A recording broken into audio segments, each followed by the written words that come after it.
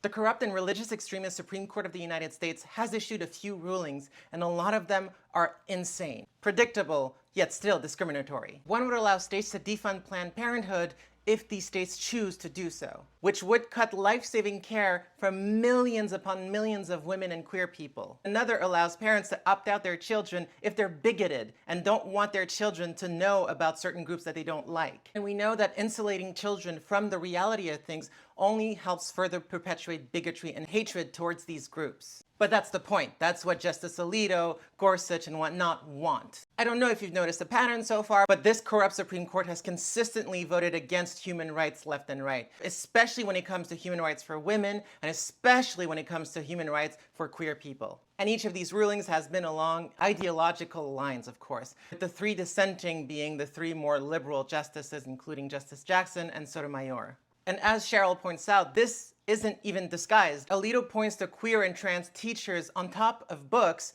as if that would lead to coercion of kids, meaning he thinks that the mere presence of queer people turns your children queer. That's literally the playbook that we've seen happen in the 60s and 70s. And we used to pie people in the face on national television for people who were this bigoted. And yet we're back there. We're back there with this insane Supreme Court who should not be making these rulings. These two rulings are meant to discriminate against queer people and against women. Women will die as a result of defunding Planned Parenthood. And queer people will too, because we often go to Planned Parenthood to get our care. But that is the point of the Supreme Court. So if you lose a family member because they couldn't get access to life-saving care, or if you lose a child because they got bullied to hell from ignorant children who opted out of anything that involved queer people because of their parents, you'll know who to blame. These 6 Supreme Court justices are to blame.